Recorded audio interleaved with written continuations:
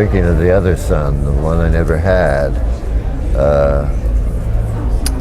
I'm sure he would have shined like a sun.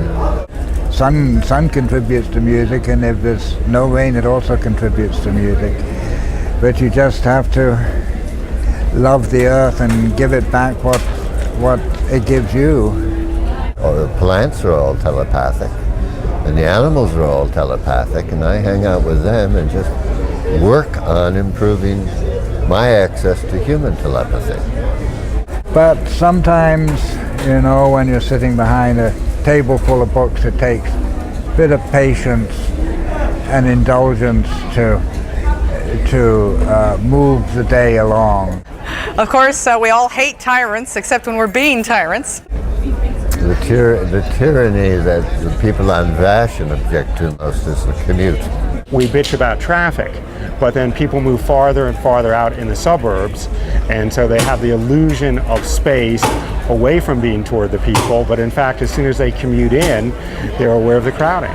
Oh, I was at the PCC a few years ago, and some lovely little hippie family was letting little Esmeralda ruffle through the, bulk bins and explore her world and eat fig bars, and and I complained, and the PCC lady yelled at me, so I never go to the Green Lake PCC anymore. Mothers of children and the fathers of children and the people with the dogs and with the young goats and the elephants and all the other creatures, man or number or any number of people who might be here. It's just a wonderful occasion. I chose at the age of 8 to judge myself incompetent as a potential mother or father myself. I thought all the parents of my acquaintances were totally incompetent, and I knew that they knew much more than I did. With motion and joint brought together, you can produce something that you can flesh out into language and into joy and pleasure, so the flesh shall be warm to your poems. It's poetry. See, poetry is whatever beyond the momentary descriptive or pointing needs of language stops you in your tracks. Salutations to the body-mind song, the breezy wind blowing past. The sea comes to the land and lays a graceful prostration on the shore. It might take a little adjustment in every joint of your body as mine to do such a thing. Sheep thrills, what are we talking about here? Is it man or numbers of other sexual encounters? Yeah. Ooh, my lips and face, they pretty much work together. I think the most fascinating things are people that don't have lips, people with tight little mouths. I've seen a lot of them, at this book fair, mostly looking at my comic books. I do believe in flesh and blood because, first of all, without flesh, like I said, you'd be running on the ground all over. And without blood, you would be, in a jar somewhere in some mausoleum. And so I think that your very flesh is extremely important to holding the blood in. All flesh shall be, in some sense,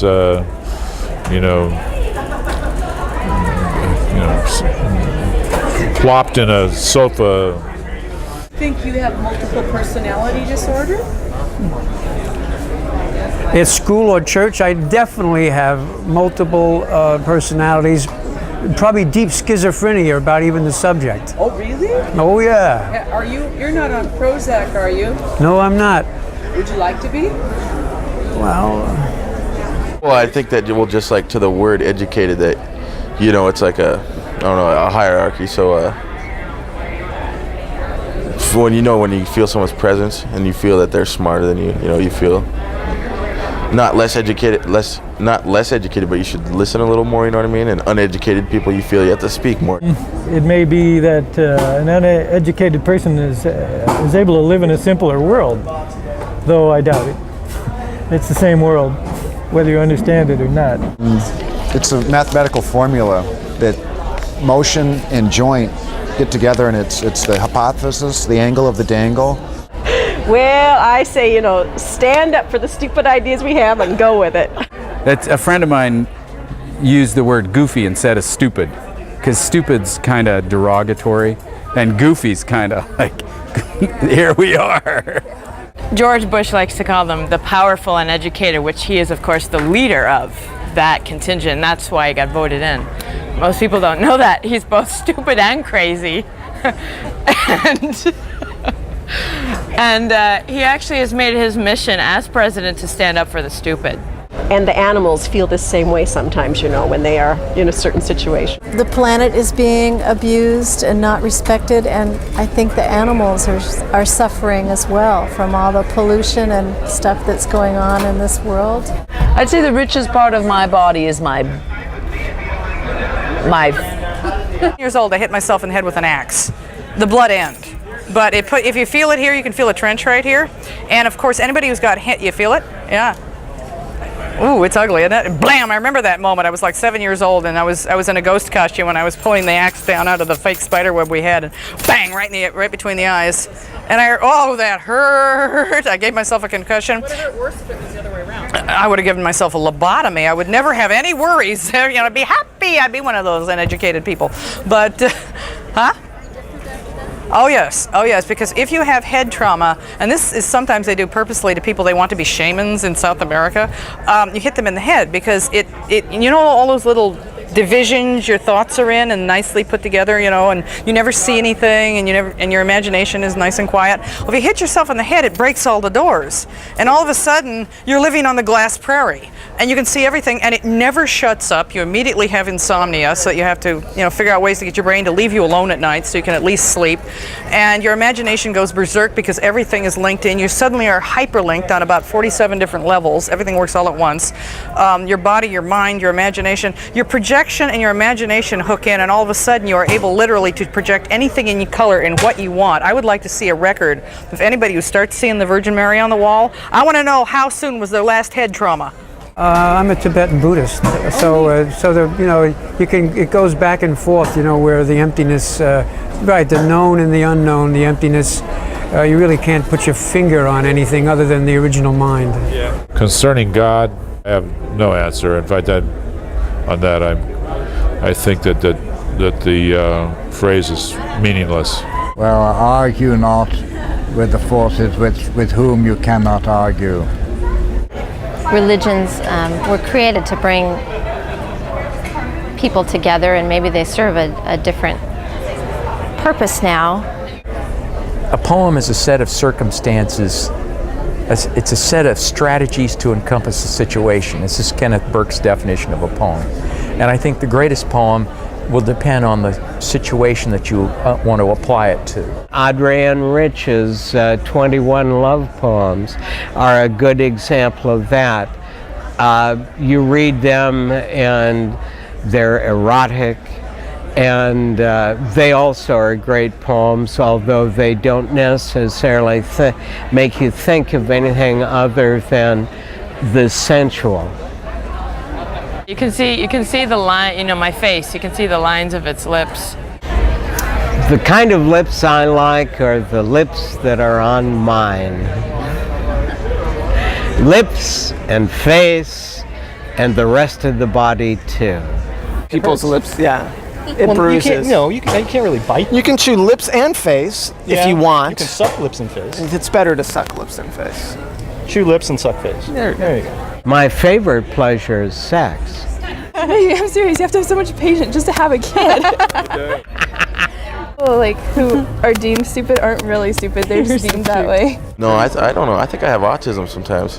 How can we have a guy this stupid as our president? And that people are basically embarrassed by it and can't imagine. With Reagan and Nixon, you sort of understood. With Bush, there's sort of this state of denial that he's not really the president, although he seems to be up there in the office. And if he says give alms to everyone, nobody pays any serious attention to that. What is alms, by the way? Yeah, I know. You what? What is alms? What are alms? Yeah. Grew up in a Catholic background, and I don't remember anybody getting alms. I always remember having to give them. I think people that give alms to everyone may run out of quarters, but I have a tendency to give alms to people who have kids or dogs or who are singing or who just look like they really need it. If it looks like some kid who just needs bus fare, it depends. It depends. Alms, of course, is part of the religious. It's the welfare of the Islamic religion. You give alms. Just like up here, the alms was the potlatch. Everybody fed the 5 tenets. That way everybody ate. Everybody has to be able to eat and be taken care of. In one way or another, I think I believe in alms. Flesh. I love flesh. I love the feel of flesh. I don't eat flesh, however. At least not literally. I'm devoted to a lot of my beliefs, like veganism, for example, because I believe that things that can feel shouldn't have to suffer, and that as people who can make intelligent decisions, we can prevent things from suffering. I think animals have souls. Yeah, of course, they're cute. People have the ability to learn and animals don't, but that's being questioned now because they find octopuses have been able to learn from each other's, and so it's I don't know, that's coming into question.